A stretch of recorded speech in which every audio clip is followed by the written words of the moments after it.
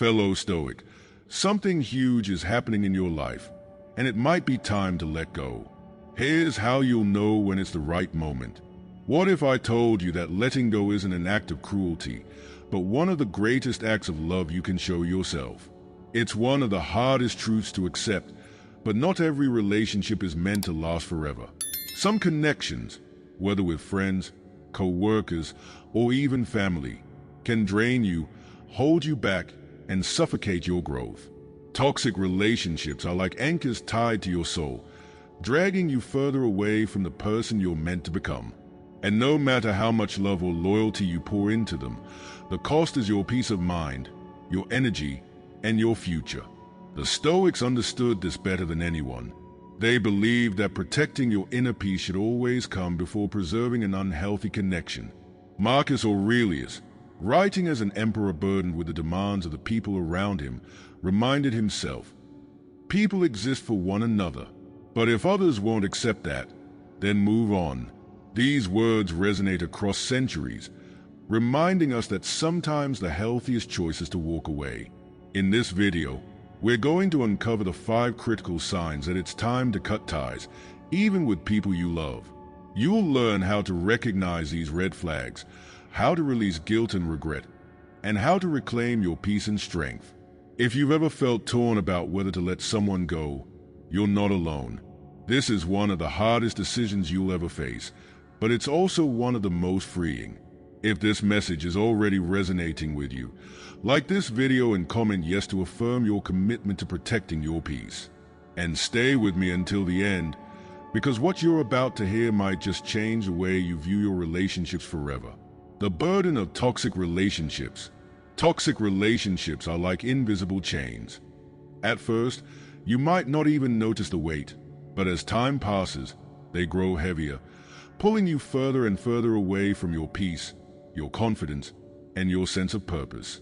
At their core, these relationships act like a slow poison. Initially, they might seem harmless, even necessary. You might tell yourself, "This is just how things are," or "I need to be more understanding, more forgiving, more patient." You might even rationalize the emotional exhaustion as the price you pay to maintain harmony. But the truth is, no matter how much love, patience, or effort you pour into a toxic connection, some relationships are not meant to heal. They are not built to nurture, they are built to drain. The Stoics understood this all too well. They knew that while relationships can be one of life's greatest sources of joy, they can also become one of its greatest burdens when they are no longer reciprocal or healthy. Seneca, the philosopher known for his deep reflections on human connection, offered timeless wisdom when he said, "Associate with people who are likely to improve you. Welcome those whom you yourself can improve." The process is mutual, for people learn as they teach. A relationship, whether it's with a friend, a family member, or a partner, should be a two-way street. It should uplift you, challenge you to grow, and align with your values. But toxic relationships do the opposite. They become a one-sided drain on your energy, leaving you disoriented, depleted, and disconnected from who you truly are. The most insidious thing about toxic relationships is how subtly they erode your sense of self. At first, you might brush off the small red flags, a dismissive comment here, a broken promise there. You might tell yourself, "Nobody's perfect," or "They're just having a bad day." But over time, these small moments add up, creating an atmosphere where you feel perpetually on edge. You might find yourself walking on eggshells, afraid to express your feelings for fear of sparking criticism or conflict. You start to question your worth, doubting whether your needs are valid or whether you're asking too much. This is the silent weight of toxicity. It doesn't crash down all at once. It slowly seeps in, convincing you that the problem is you. But it's not you. Toxic relationships thrive on this imbalance, on the unspoken dynamic where one person takes and the other gives until there's nothing left. The Stoics would remind you that your energy, your time, and your peace are finite. You cannot give endlessly to a relationship that offers nothing in return. Marcus Aurelius, a man who bore the immense weight of leading an empire, often reflected on the importance of protecting one's peace. He wrote, "Be tolerant with others and strict with yourself." This is not a call to martyrdom. It's a reminder that while you should approach others with compassion, you also have a duty to guard your inner well-being. When a relationship becomes a source of constant conflict or discontent, it is not a reflection of your failure. It is a sign that it may be time to reevaluate. Think about the people in your life. Are there relationships that feel more like obligations than connections?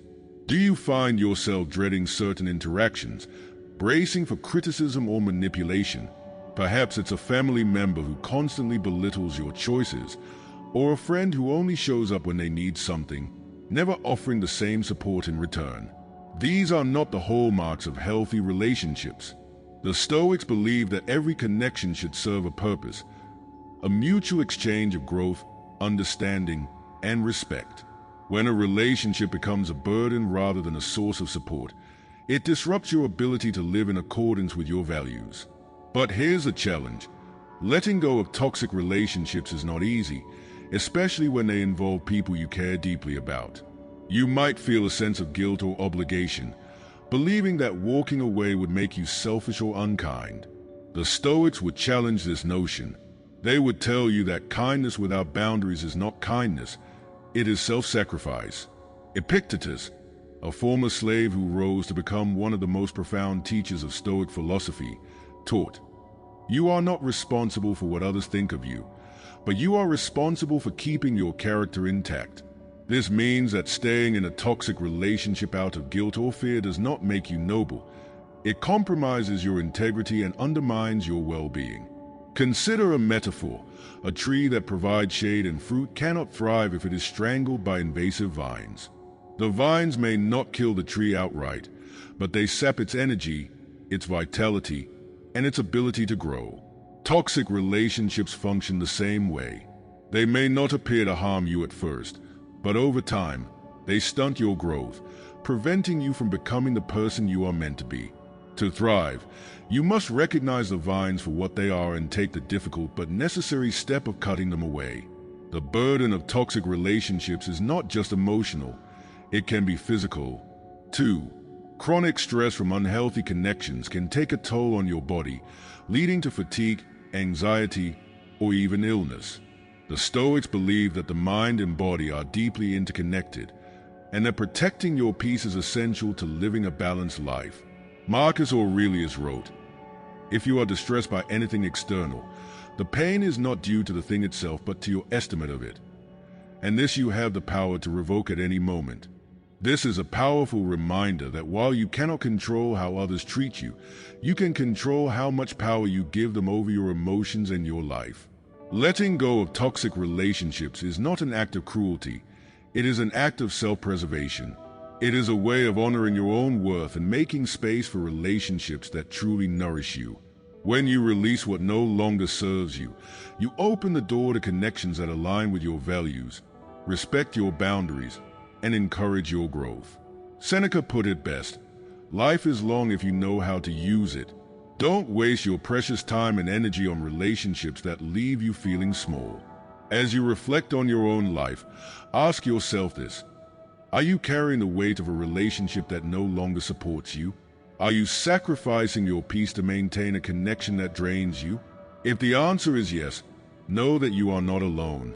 Many people struggle with the decision to let go, fearing the pain of separation or the uncertainty of what comes next. But the Stoics would remind you that every ending is also a beginning. Walking away from a toxic relationship is not the end of your story. It's the start of a new chapter, one where you prioritize your well-being and embrace your potential. Comment peace if you've ever felt the weight of a toxic relationship. And keep watching, because next, we'll dive into the first red flag that it's time to let go. They constantly disrespect your boundaries. Boundaries are not walls. They are bridges. They are not designed to keep people out, but to create the conditions for mutual respect, understanding, and trust. Boundaries define where your needs and someone else's meet, providing the space for both individuals to thrive. Without them, relationships become chaotic, unbalanced, and often harmful. But what happens when someone repeatedly disrespects your boundaries? When they ignore your clear no, dismiss your feelings as unimportant, or push you to do things you're uncomfortable with? This isn't a one-time misstep. It's a pattern that undermines your autonomy and erodes the foundation of a healthy connection. And when it happens, it's one of the clearest signs that a relationship has turned toxic. The Stoics understood the importance of boundaries because they understood the importance of self-mastery. Epictetus, a philosopher who rose from slavery to become one of the greatest teachers of resilience, taught, "No person is free who is not master of themselves." When someone disrespects your boundaries, they are not just crossing a line, they are challenging your freedom. They are making it harder for you to live in alignment with your values, to honor your own needs, and to remain true to yourself. Every time you allow someone to ignore your boundaries, you give away a piece of that freedom, and with it, a piece of your peace. This dynamic often starts subtly. Imagine you've told a family member that you need some quiet time to recharge, a request that reflects your need for balance and well-being.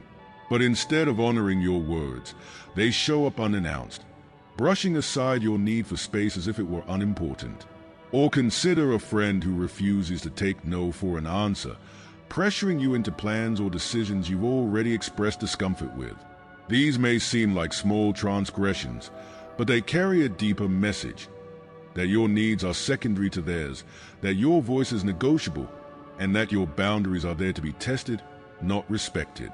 The Stoics would urge you to pay attention to these patterns, for they signal a lack of reciprocity and respect. Relationships that thrive are built on a foundation of mutual understanding, where boundaries are seen not as obstacles but as guidelines for how to support each other effectively. When someone disregards your boundaries, they reveal their unwillingness or inability to value your autonomy.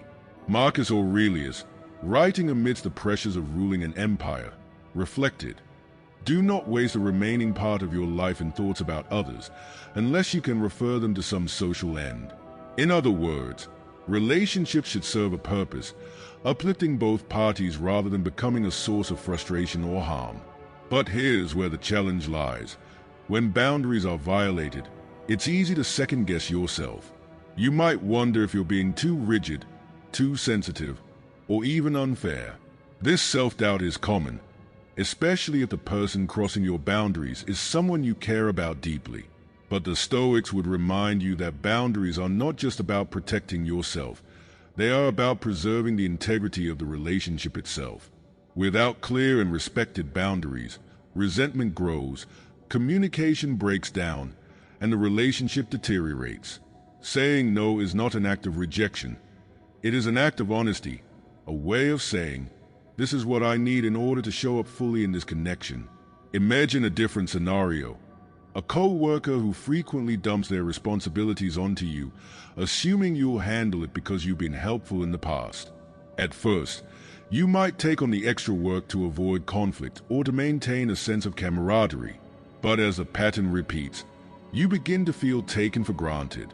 Your own tasks fall behind, and resentment starts to build. The Stoic response in this situation is clear. Assert your boundaries calmly but firmly. You might say, "I've noticed I've been taking on a lot of your tasks lately, and it's affecting my ability to manage my own. I'm happy to support when needed, but I need us to find a better balance moving forward." This response is not about blaming or shaming.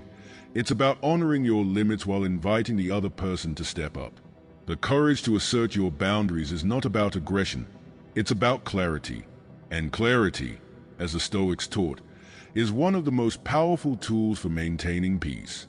Seneca, known for his reflections on how to live a virtuous life, wrote, "He who is brave is free." Boundaries require bravery because they often invite discomfort. When you assert your needs, you risk being misunderstood, rejected, or even criticized. But the alternative, remaining silent while your boundaries are repeatedly crossed, is far more damaging. It compromises your self-respect, chips away at your peace, and leaves you feeling powerless. One of the hardest parts of setting boundaries is dealing with the reactions of those who refuse to respect them. When you draw a line, Manipulative individuals might try to guilt you, accusing you of being selfish or uncaring. They might escalate their demands or test your resolve, hoping you'll cave under the pressure. The Stoics would advise you to stand firm. Epictetus reminds us, it's not what happens to you, but how you react to it that matters. When faced with resistance, remember that their reaction is not your responsibility.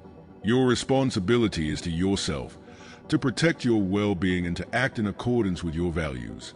Setting boundaries is not about shutting people out. It's about creating the conditions for healthy, respectful relationships. Boundaries are bridges, not barriers. They allow you to connect with others in a way that honors both your needs and theirs. But when someone repeatedly disrespects your boundaries, they are effectively burning that bridge, leaving you with no choice but to reevaluate the relationship. The Stoics would tell you that this is not a failure on your part. It's a reflection of the other person's inability to meet you where you are. In your daily life, this might look like having a difficult but necessary conversation. If a loved one dismisses your boundaries, you might say, "I value our relationship, but I need you to respect my limits." When you disregard them, "It makes me feel undervalued." This statement is both kind and firm. It acknowledges the importance of the relationship while making it clear that your boundaries are non-negotiable. If they continue to ignore your needs despite your honesty, it may be time to step back and consider whether the relationship is truly serving you. Boundaries are not about controlling others. They are about controlling yourself. They are about deciding what you will and will not accept in your life and holding yourself accountable to those standards. The Stoics believe that this kind of self-mastery is a key to freedom. When you honor your boundaries, you free yourself from the chaos of toxic dynamics and create space for relationships that uplift and nourish you. So, the next time someone disregards your boundaries, remember this: you are not being unkind by asserting your needs. You are being honest, courageous, and true to yourself. Comment respect if you've ever had to fight for your boundaries. And keep watching, because next, we'll explore the second red flag, when someone actively undermines your growth. We've already seen how toxic relationships can weigh you down and how boundary violations are a serious warning sign. But what happens when the people closest to you start to hold you back, intentionally or not? The next section uncovers a subtle but powerful form of toxicity and how to recognize it before it's too late. If you're finding this video helpful, subscribe, share it with someone who needs to hear this, and click the super thanks button to support the channel. Let's keep going. They undermine your growth. Growth is one of the most essential parts of being human. It's woven into the fabric of who we are, a constant, unrelenting drive to learn, to improve, and to reach our fullest potential. Every experience, every challenge, every success or failure is a stepping stone in this process of becoming. But here's the hard truth: not everyone in your life will celebrate your growth. In fact, some people will resist it. They'll see your progress not as a triumph, but as a threat. They'll belittle your ambitions, discourage your dreams, or guilt you into staying where you are, all because your growth challenges their sense of security. The Stoics understood this resistance to growth, and they warned us about it. Marcus Aurelius wrote, "If someone is able to show me that what I think or do is not right, I will happily change, for I seek the truth, by which no one was ever truly harmed." This insight speaks to the value of relationships that foster growth, connections where others help you see the truth, challenge your ideas constructively, and guide you toward becoming a better version of yourself. But toxic relationships twist this principle. Instead of helping you grow, these individuals try to keep you stagnant.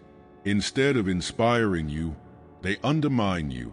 And instead of seeking truth with you, they seek control over you. This is not love, and it's not support. It's fear masquerading as concern.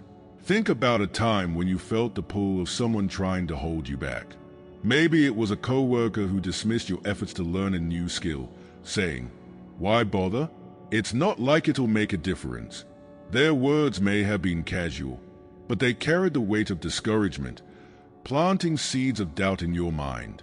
Or maybe it was a friend who guilt-tripped you for spending less time with them because you were focused on building a new career, hobby, or lifestyle. You've changed, they might say, with a tone that makes change feel like betrayal rather than growth. These behaviors, while subtle, often stem from a deeper insecurity, a fear that your progress will leave them behind.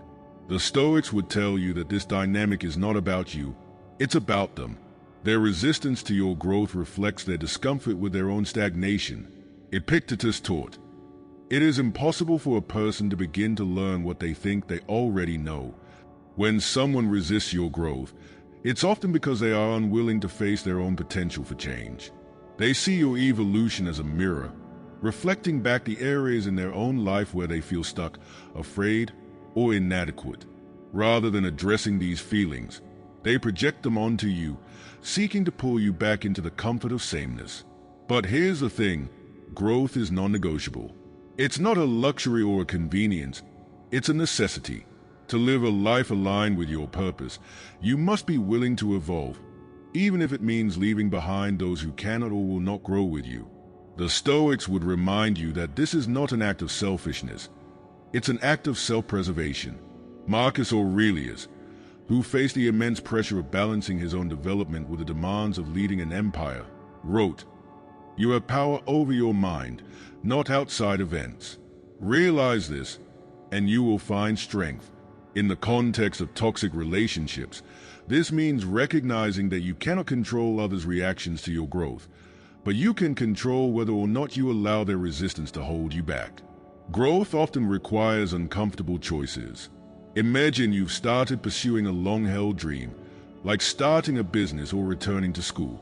At first, the people around you may express support, but as your progress becomes more tangible, more real, you notice subtle shifts. Maybe a family member begins to question your choices, asking, "Are you sure this is a good idea?" Their concern might sound caring, but underneath, it carries doubt. Or perhaps a friend starts making passive-aggressive comments about how you've changed, as if your evolution were a betrayal of the person you used to be. These moments can feel isolating, even heartbreaking, because they come from the very people you thought would cheer you on. The Stoics would advise you to stand firm in these moments. Seneca, known for his reflections on navigating life's challenges, wrote, "As long as you live, keep learning how to live." Growth is a lifelong journey, and it requires you to make decisions that prioritize your development over others' comfort. This doesn't mean abandoning compassion or kindness. It means recognizing that true compassion includes compassion for yourself. Staying in a relationship that undermines your growth is not an act of loyalty. It's a compromise of your potential. There's a metaphor that captures this perfectly. Imagine you're climbing a mountain. The path is steep and demanding, requiring focus, effort, and perseverance. Along the way, you're carrying a heavy backpack filled with tools and supplies to help you reach the summit. Now imagine someone begins adding rocks to your pack, not to help you, but to slow you down. Every rock they add represents a discouraging comment, a guilt trip, or an attempt to pull you back. At some point, you have to make a choice. Do you continue carrying their weight, or do you let it go so you can move forward? The Stoics would urge you to let go, not out of anger, but out of wisdom. You cannot climb higher if you are weighed down by someone else's fear of heights. This principle applies to all areas of life. Whether it's a partner who dismisses your goals, a friend who resents your success, or a mentor who subtly sabotages your confidence, the Stoics would tell you to recognize patterns for what they are. Marcus Aurelius wrote, "The impediment to action advances action. What stands in the way becomes the way." In the context of relationships, this means that the resistance you encounter is not a barrier to your growth. It's a signal to reassess, to realign, and to move forward with clarity. But growth doesn't have to mean conflict. The Stoic approach to addressing these dynamics is one of calm and compassion. If someone close to you is undermining your growth, have an honest conversation. You might say, "I've noticed that when I share my goals, the response feels discouraging. I value your support, but I need encouragement as I pursue this path." If they respond with understanding, there's room for the relationship to grow alongside you. But if they continue to resist or dismiss your needs, it may be a sign that the relationship has run its course. Ultimately, growth is about becoming the person you are meant to be. It's about honoring your potential, pursuing your purpose, and living in alignment with your values. The people who truly care about you will celebrate your journey, even if it challenges their own. Those who resist your growth are not necessarily bad people. They are simply not ready to join you on your path. The Stoics would tell you to let them go with grace, knowing that your responsibility is not to carry them, but to continue climbing. Comment growth if you've ever felt held back by someone close to you. Up next, we'll discuss how to let go with compassion and without regret. The Stoic approach to letting go. Letting go is one of the hardest decisions you'll ever face, especially when it involves someone you deeply care about.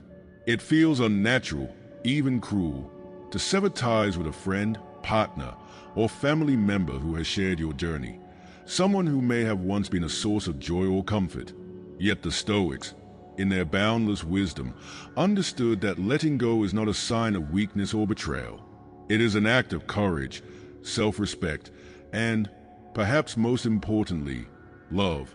Walking away doesn't mean you stop caring for someone. It means you care enough about yourself to protect your peace and enough about them to acknowledge that the relationship has become unhealthy. The Stoics taught that preserving your inner tranquility is a sacred duty. Marcus Aurelius, the philosopher emperor burdened with the immense responsibility of ruling an empire, knew all too well the strain of maintaining peace amidst difficult relationships. He wrote, "Kindness is invincible, provided it's sincere, not fawning or hypocritical."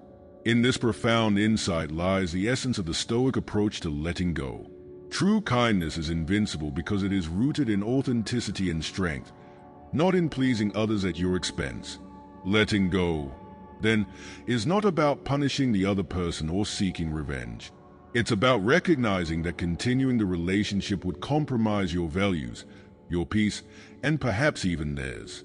The process of letting go begins with compassion, not just for the other person but also for yourself. It's tempting to cling to anger or resentment when a relationship becomes toxic, to use these emotions as armor to justify your decision. But the Stoics would advise against this. Anger, they believed, clouds your judgment and keeps you tethered to the very thing you're trying to release. Epictetus, born into slavery and later revered as a philosopher of resilience, taught, when someone is properly grounded in life, they shouldn't have to look outside themselves for approval. This wisdom reminds us that letting go is an internal process. It's not about making the other person understand your reasons or seeking their validation. It's about freeing yourself from the weight of a connection that no longer serves you. So, the next time you find yourself faced with a difficult decision to let go, remember this: it is not a failure. It is not a betrayal. It is a courageous act of self-love and self-respect. You are not abandoning the other person. You are choosing to honor your own well-being and to live in accordance with your values. Comment free if you've ever taken the courageous step of letting go. Up next, we'll discuss how to rebuild your life and relationships after separation, creating a support system that truly aligns with your purpose. You've learned how to recognize toxic patterns and approach letting go with strength and compassion. But what comes after? In the final section, we'll uncover how to rebuild your life and create a support system that aligns with your values. Stay tuned. Rebuilding after separation is not the end of a chapter. It is the beginning of a new one. It is the rare moment in life where you stand at a crossroads, not weighed down by the past, but with the clarity to envision a better, brighter future. Letting go of a toxic relationship can feel like a loss, and in many ways, it is. You grieve the connection, the hopes you had for it, and perhaps even a piece of yourself that was tied to it.